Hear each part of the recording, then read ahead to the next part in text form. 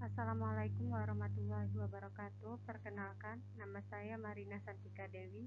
Di sini saya akan menjelaskan materi tentang plan anatomi dan psikologi pada tumbuhan. Di sini ada mapping dari materi yang kami ringkas, yaitu ada beberapa subbab. Yang pertama ada jaringan pada tumbuhan, organ pada tumbuhan, pertumbuhan dan perkembangan, reproduksi pada tumbuhan, dan macam-macam kultur jaringan. Baiklah, yang pertama saya akan menjelaskan jaringan pada tumbuhan. Jaringan tumbuhan merupakan kumpulan dari beberapa sel yang sejenis, memiliki fungsi yang sama, dan jaringan pada tumbuhan yang terdiri dari suatu jaringan meristem dan jaringan permanen. Yang pertama adalah jaringan merismatik, dan yang kedua adalah jaringan permanen. Baiklah, di sini saya akan membahas tentang jaringan merismatik atau jaringan muda. Jaringan merismatik adalah jaringan yang selalu membelah. Jaringan merismatik ini memiliki ciri-ciri, yaitu 1. Tersusun atas sel-sel yang sedang dalam fase pembelahan dan pertumbuhan. Yang kedua, umumnya tidak ada ruang antar sel.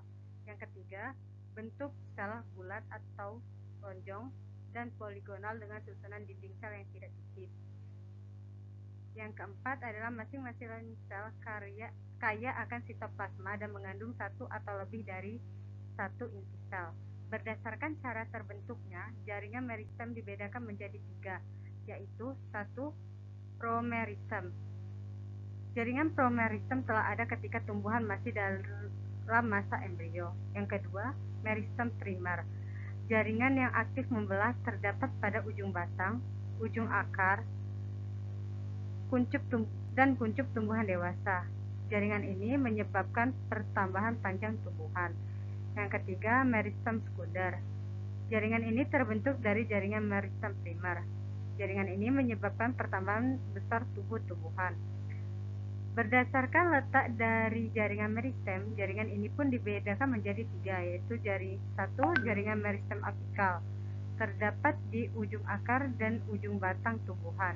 Jaringan ini menghasilkan pertambahan tinggi dan panjang tumbuhan, yaitu pertumbuhan primer.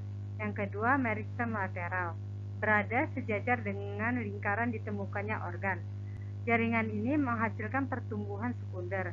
Yang ketiga, interkalar, yaitu jaringan yang terdapat di antara ruas-ruas batang tumbuhan. Fungsi dari jaringan yang ini adalah untuk pertambahan panjang pada ruas-ruas batang. Yang kedua, ada jaringan permanen atau jaringan dewasa. Jaringan permanen atau jaringan dewasa adalah jaringan yang telah mengalami diferensiasi berdasarkan bentuk dan fungsinya. Jaringan ini dibedakan menjadi 6, yaitu jaringan epidermis, jaringan kolenkim, jaringan parenkim, sklerenkim, jaringan pengangkut, dan jaringan gabus. Yang pertama, jaringan epidermis. Jaringan epidermis merupakan jaringan terluar yang menutupi seluruh permukaan tubuh tumbuhan. Jaringan ini memiliki beberapa ciri-ciri, yaitu bentuk sel seperti balok, umumnya terdiri dari satu lapisan, terletak pada lapisan paling luar, tidak berklorofil kecuali pada sel penjaga stomata, tersusun atas sel-sel hidup, dan dinding sel bagian luar yang berbatasan dengan udara mengalami penebalan. Sel ini berfungsi untuk melindungi jaringan lainnya. Sedangkan yang kedua ada jaringan parenkim. Jaringan parenkim adalah jaringan yang terbentuk dari meristem dasar dan memiliki bentuk serta fungsi yang bervariasi. Jaringan parenkim memiliki ciri-ciri, yaitu 1. Susunan sel tidak rapat, 2. Tidak selalu berkloropas, 3. Tersusun atas sel-sel hidup, 4. Letak inti sel mendekati dasar sel, 5. Mampu bersifat merismatik karena dapat membelah diri, 6. Memiliki vakuola, 7. Ukuran selnya besar, dan 8. Terdapat banyak rongga antar sel.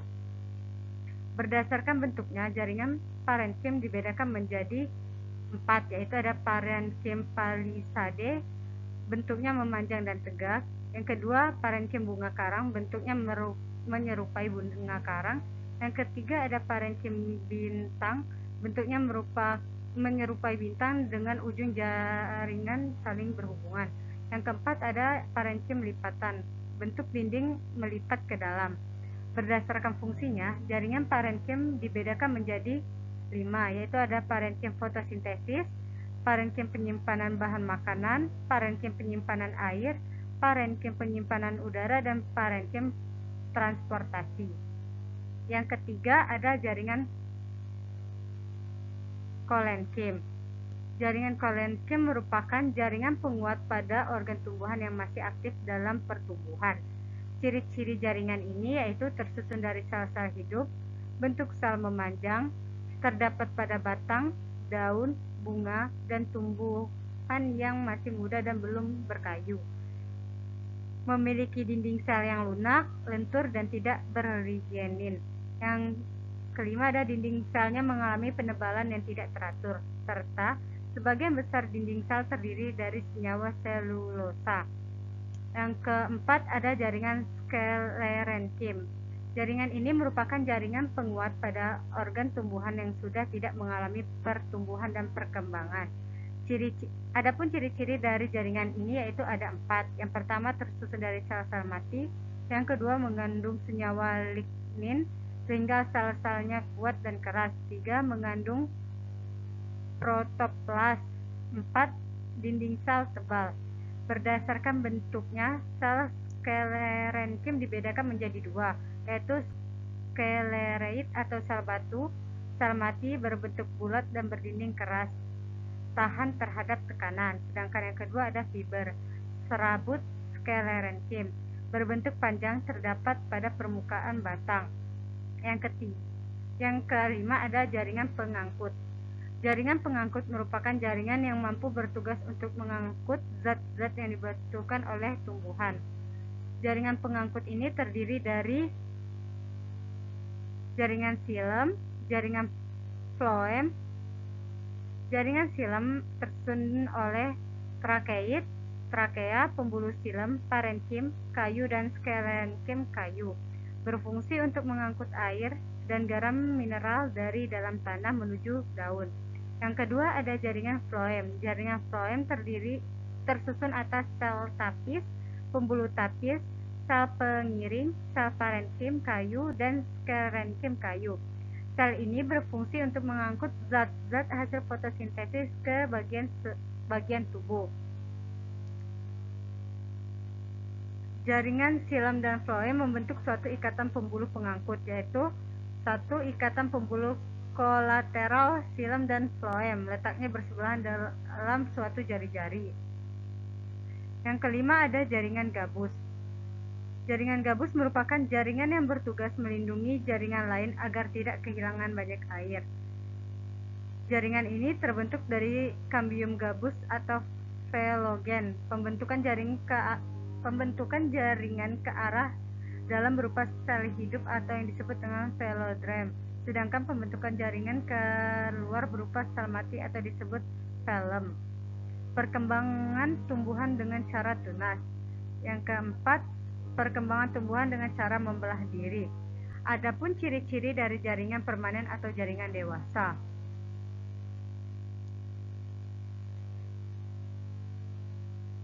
Yang pertama,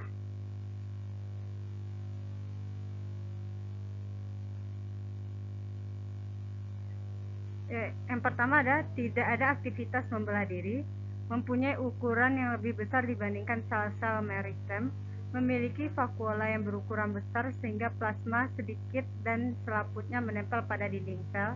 Yang ketiga, jarang selnya telah mati. Yang keempat, selnya sudah mengalami penebalan dinding sesuai dengan fungsinya. Yang kelima, tempat ruang antar sel di antara sel-selnya.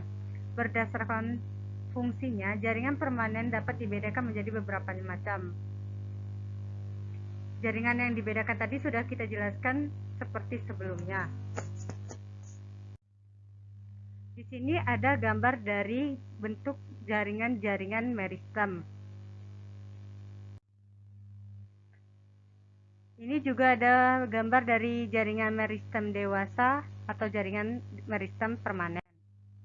Untuk lebih jelasnya, kita bisa melihat link video yang ada di deskripsi ini. Yang kedua, kita akan membahas organ pada tumbuhan. Organ adalah kumpulan jaringan yang secara bersama-sama melakukan tugas tertentu.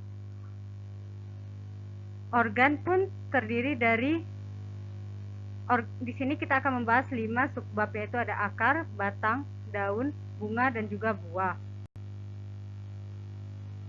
Yang pertama yaitu akar.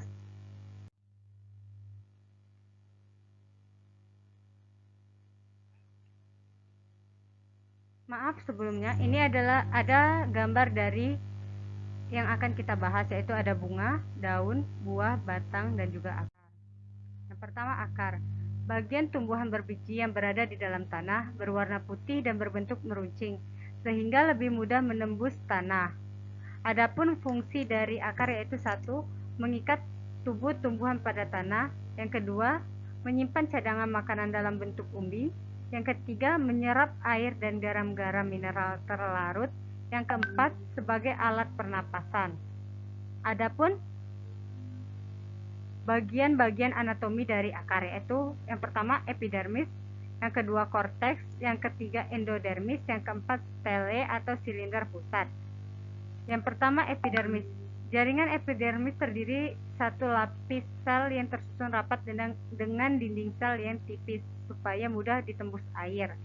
Yang kedua ada korteks, tersusun atas berlapis-lapis sel dengan dinding yang tipis dan memiliki ruang antar sel yang memungkinkan terjadinya pertukaran gas.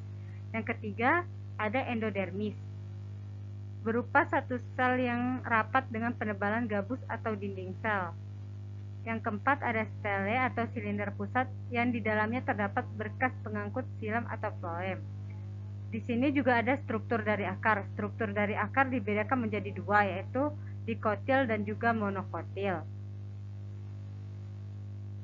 Struktur akar dari dikotil berbentuk tunggang, sedangkan struktur akar monokotil berbentuk serabut. Baiklah, di sini ada penampakan gambar dari akar dikotil dan juga akar monokotil. Yang kedua yang akan kita bahas adalah batang. Batang merupakan salah satu organ tumbuhan pembuluh yang berfungsi sebagai penyangga. Adapun fungsi-fungsi dari batang yaitu ada 4. Yang pertama, menyalurkan air dan garam mineral dari akar ke daun dan zat makanan dari daun ke seluruh bagian tubuh. Yang kedua, mengarahkan tumbuhan agar mendapat cahaya matahari yang cukup. Yang ketiga, tempat penimbunan cadangan makanan. Yang keempat, tempat melekatnya daun, bunga, dan juga buah. Struktur akar pun dibedakan menjadi 3, yaitu ada epidermis, korteks, dan juga stele atau silinder pusat. Epidermis tersusun rapat oleh selapis sel. Dinding luar terdapat kutikula. Fungsi epidermis adalah untuk melindungi jaringan di bawahnya. Yang kedua ada jaringan korteks, tersusun oleh beberapa lapis sel parenkim yang berdinding tipis dan terdapat pada ruang antar sel yang disebut dengan istilah kulit pertama. Yang ketiga ada stele atau silinder pusat. Stele adalah lapisan terdalam dari batang. Di dalamnya terdapat sel parenkim dan berkas pengangkut. Lapisan terluar dari stele disebut perisekal atau perikambium. Struktur dari batang juga dibedakan menjadi 2, yaitu batang dikotil dan juga batang monokotil. Batang dikotil terdiri dari beberapa bagian, yaitu ada epidermis, korteks, stele, perisekal, berkas pembuluh, kambium, floem, dan juga xilem. Sedangkan struktur monokotil terdiri dari epidermis, meristem dasar, dan juga berkas pembuluh. Ini adalah penampakan gambar dari batang dikotil dan juga batang monokotil. Yang selanjutnya, kita akan membahas tentang daun. Daun adalah organ pada tumbuhan yang memiliki fungsi utama untuk membuat makanan melalui proses fotosintesis. Selain itu, fungsi daun adalah sebagai tempat pengeluaran air dengan cara penguapan dan respirasi. Adapun struktur yang melapisi daun dimulai dari atas, yaitu 1. Epidermis atas, terkadang dilapisi oleh kutikula. Yang kedua adalah jaringan palisade, parenkim atau jaringan tiang atau jaringan pagar. Yang ketiga, berkas pembuluh. Yang keempat, jaringan spons parenkim atau bunga karang. Yang kelima, jaringan epidermis bawah, terdapat stomata. Bagian-bagian daun. Daun pun dibedakan menjadi dua, yaitu ada daun monokotil dan juga daun dikotil. Daun monokotil terdiri dari epidermis, stomata, mesofil, dan juga urat daun. Epidermis terdiri dari satu lapisan sel, kecuali pada tumbuhan karet. Yang kedua ada stomata. Letak stomata di permukaan daun berupa celah pada lapisan epidermis dengan dua sel penutup. Yang ketiga, mesofil adalah jaringan dasar yang tersusun atas dua lapisan sel, yaitu palisade atau jaringan pagar dan juga spons parenkim atau jaringan bunga karang. Yang ketiga ada yang terakhir ada urat daun. Urat daun terdapat berkas pembuluh yang membentuk tulang daun. Sedangkan bagian-bagian tumbuhan dikotil ada 4 juga, yaitu 1. Jaringan epidermis, kutikula, stomata, dan juga mesofil. Jaringan epidermis terdiri dari satu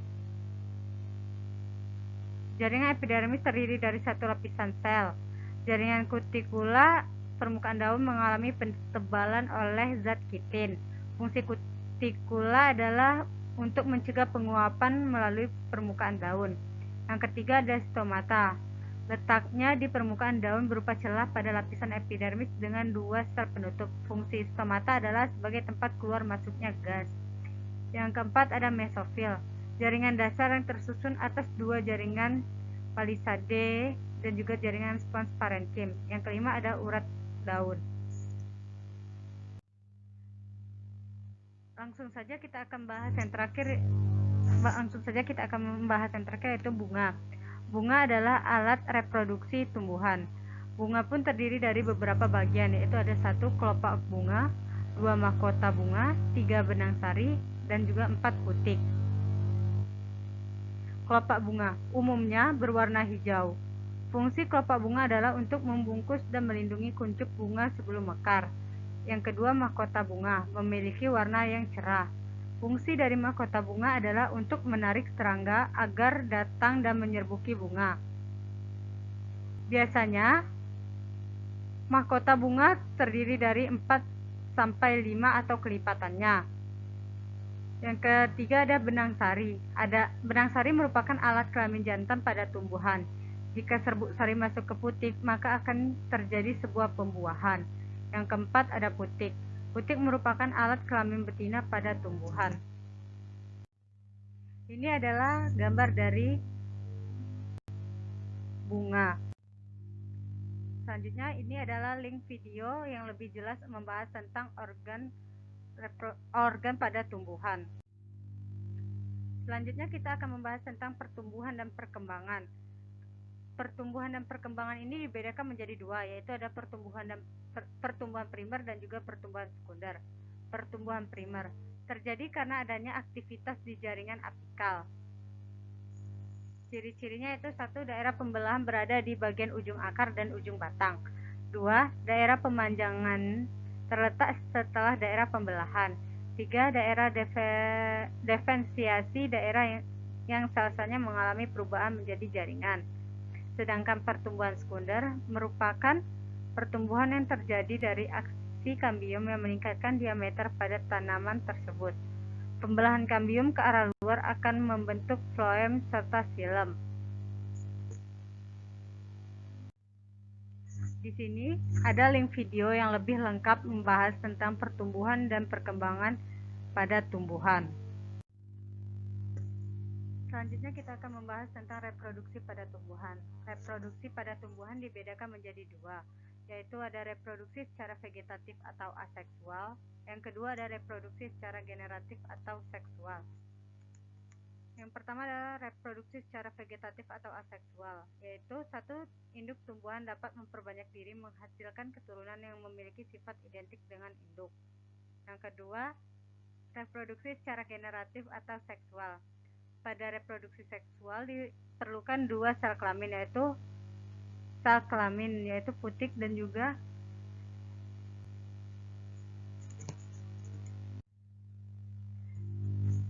pembiakan aseksual dapat berlangsung dengan berbagai cara, yaitu di sini saya akan menjelaskan 5. Yang pertama, membelah diri, fragmentasi, pertunasan, rizoma, dan juga umbi. Dilakukan oleh golongan alga. Yang pertama ada membelah diri, dilakukan oleh golongan alga biru bersel 1. Yang kedua ada fragmentasi, berkembang biak dengan cara melepaskan sebagian fragmen dari tubuhnya. Yang ketiga ada pertunasan, cara ini banyak dilakukan oleh tumbuhan berumpun. Yang keempat ada rizoma, merupakan batang tumbuhan menjalar secara horizontal di dalam tanah. Yang kelima ada umbi, dibagi menjadi 3, yaitu ada umbi lapis, umbi batang, dan juga umbi akar.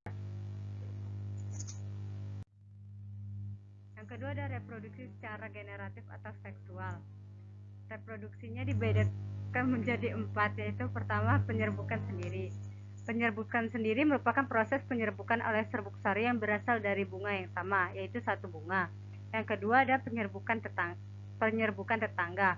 Proses penyerbukan oleh serbuk sari yang berasal dari bunga lain tetapi masih dalam satu individu.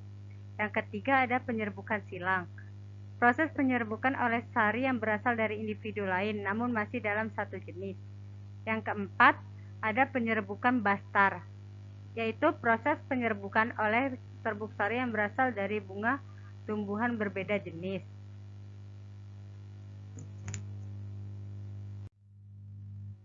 Selanjutnya kita akan membahas tentang reproduksi tumbuhan.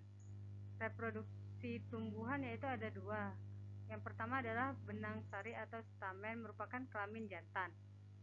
Gamet jantan terletak di dalam kantong sari yang merupakan bagian dari kepala sari. Yang kedua, putik merupakan alat kelamin betina. Putik terdiri dari kepala putik atau stigma, tangkai putik atau stilus, dan bakal buah atau ovula. Dalam bakal buah terdapat bakal biji yang di dalamnya mengandung gamet betina atau sel telur, ovum. Di sini ada link video yang lebih lengkap membahas tentang reproduksi pada tumbuhan. Selanjutnya kita akan membahas macam-macam kultur jaringan.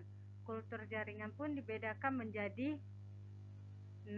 Yang pertama ada kultur meristem, kultur anter, kultur embrio, kultur protoplas, kultur kloroplas, dan kultur polem. Yang pertama ada kultur meristem, menggunakan jaringan pada akar, batang, serta daun muda atau merismatik. Yang kedua ada kultur anter, menggunakan kepala sari sebagai eksplan. Yang ketiga ada kultur embrio, menggunakan embrio, misalnya pada embrio kepala kopior yang sulit dikembangkan secara alamiah. Yang keempat ada kultur protoplas, menggunakan sel jaringan hidup sebagai eksplan tanpa dinding. Yang kelima ada kultur kloroplas, menggunakan kloroplas. Kultur ini biasanya untuk memperbaiki atau membuat varietes yang baru. Yang terakhir adalah kultur polen, yaitu menggunakan serbuk sari sebagai eksplannya. Baiklah, di sini ada link video tentang reproduksi pada tumbuhan yang lebih lengkap dan juga jelas. Baiklah, terima kasih. Baiklah, inilah penjelasan dari video saya. Lebih dan kurang saya mohon maaf. Saya akhiri, wabillahi taufiq walhidayah. Wassalamualaikum warahmatullahi wabarakatuh.